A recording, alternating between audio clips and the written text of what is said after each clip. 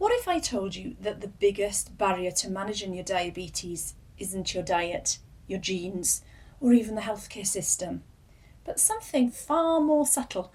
Today, I want to talk about avoidance, that quiet voice that says, oh, not today, not now, I'll do it tomorrow, or I'd rather not know. The voice that so many of us have that's actually costing you more than you realise. I'm Dr. Nerys Frater and I'm a GP. I've sat across the desk from hundreds of people living with type 2 diabetes, but today I'm not here to lecture you about blood sugar levels or diet plans or medication. Instead, I want to have an honest conversation about something we rarely discuss in healthcare, which is the psychology avoiding our health reality. So what am I talking about? I'm talking about that guilty feeling of, oh, I need to do something about this, but you don't. I'm talking about those in denial about their diagnosis, their weight, their health, and they get irritated or angry when sugar or diabetes, for example, are mentioned. Maybe this is you, or maybe you've got a relative or friend that's like this. We all do it from time to time, especially when there's a delicious yet unhealthy meal in front of us. But some of us go through life in this default mode. And today I want to openly talk about this because I want you to realise that overcoming this is not as overwhelming as you might think. So let's get really honest about what avoidance looks like in real life.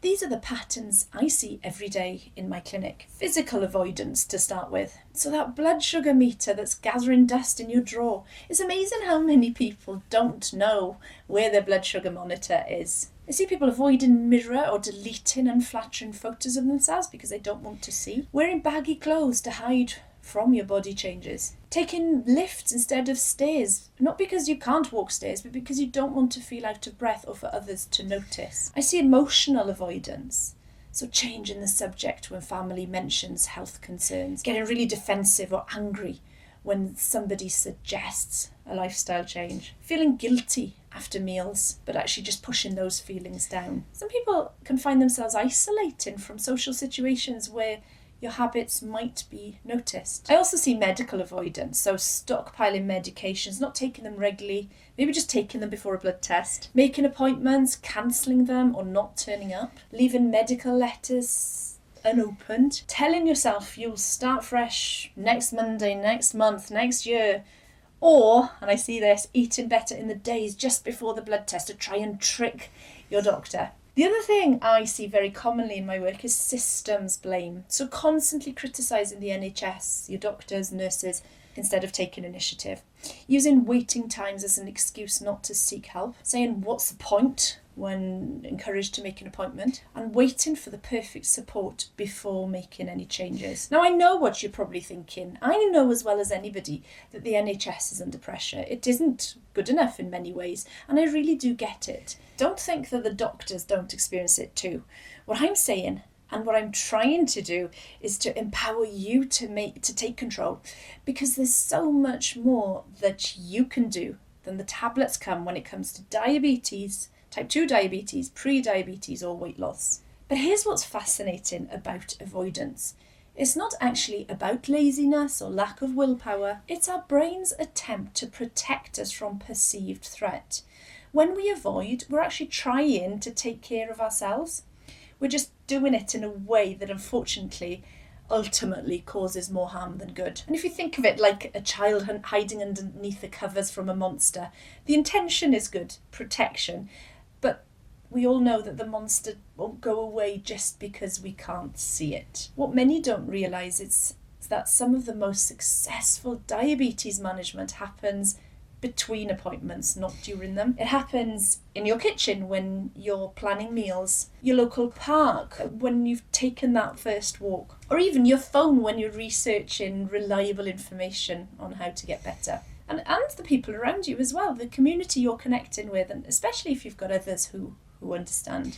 Waiting for support from healthcare before taking action is like waiting for perfect weather before learning to swim. Sometimes you just have to start where you are and with what you have. Because if you think about it, every time we avoid, we're actually giving our condition more power. We lose opportunities for early intervention, and we strengthen the habit of looking away. We build walls between ourselves and potential support. And of course, we trade temporary short-term comfort for long-term anxiety and problems. And I'm really passionate about this topic because there is one thing that people I help in my clinic reverse their diabetes tell me, and it is, I wish I'd started this sooner. And I don't want this to be you. I want you to see what these people have seen on the other side, to realise you could feel so much better, but also to see that it's not as hard as your brain is making it seem. So how do we move from avoidance to action? I'm going to share 3 powerful steps, and I'm going to break each one down. The first is to start with self-compassion. This isn't just feel-good advice, it's actually practical psychology. When we're harsh with ourselves, we trigger our threat responses, so making avoidance even more likely. Instead, acknowledge your fears without judgment. Recognise that avoidance is a common human response. So treat yourself like you'd treat a friend in the same situations. You'd say things like, instead of saying, oh, you've failed, you would say, oh, you're learning, things will get better. That type of positive self-talk. The second is to take microscopic steps. When I say microscopic, I mean absolutely tiny, so tiny that they seem ridiculous. So don't try to go straight into checking your blood sugar 3 times a day. Just start with once a week. Don't aim for 10,000 steps. Start with walking to your nearest post box, end of the street or down the drive. Don't overhaul your entire diet. Start with just adding 1 vegetable to 1 meal. Don't try to read every diabetes article and become an expert. Just focus on one thing. And why so small? Because these tiny steps do 2 crucial things. They bypass your brain's threat response, and they build evidence that change is possible and that you can do it. And the third is to create a safety net. Facing reality is easier when you're not facing it alone, but you do need to find the right type of support. So find that one person who won't judge your struggles. Join online communities where people get it. And it might even better to have a reality check kind of buddy system. Keep motivational videos or comments or stories nearby so that you can revisit them just to keep going when motivation is low. If you focus on these things, you can let go of the biggest misconceptions out there, and that is the belief that you have to be perfect. I've never ever told anyone that they can never eat sugar again, that they can never celebrate a birthday or have to live a life of restriction, because that doesn't work. Instead of aiming to be good 100% of the time, as somebody does when they start on a kind of reducing calories or a diet, why not start with 50% of the time or 60%? Start where you're at. You can build from there. The hardest step is always the first one, so make it as easy as possible. And let me share something interesting about change. In my clinic, I've noticed that people who make lasting changes don't usually start with dramatic transformations at all. They start with the tiny victories, getting breakfast right, taking that 1 blood sugar reading, walking for 3 minutes, and adding that 1 vegetable to dinner. And I'd love to reframe some of the most common objections that I hear.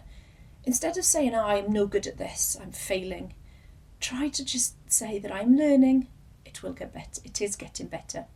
Instead of the NHS isn't helping me enough, try what can I learn to do for myself today? Instead of thinking that I've left it too late, what's the point? Just try thinking I'm starting from where I am. They're not just positive thinking exercises. They really make a difference to your mindset, and that's what makes action possible. So here's my challenge for you. Tomorrow morning, pick one thing you've been avoiding. Just one. Open that letter, step on the scale, book that appointment, not because you have to, but because you deserve to know where you stand. Because here's the truth with facing reality. It is never as scary as what we imagine in our heads. Your health story is not written in stone. It's written in choices, small daily choices. And today, right now, you can choose to stop avoiding and start acting. Because the first step towards better health isn't a diet plan or an exercise routine. It is simply opening your eyes and saying, I'm ready to look. And when you're ready to look, you are then ready to change. I'm hoping this video has helped inspire you. If you do want to understand more about how I help people reverse their type 2 diabetes or pre-diabetes, or you just want to lose weight, then please head over to my website. The link is below. There's loads of videos and downloads that will help you on your journey.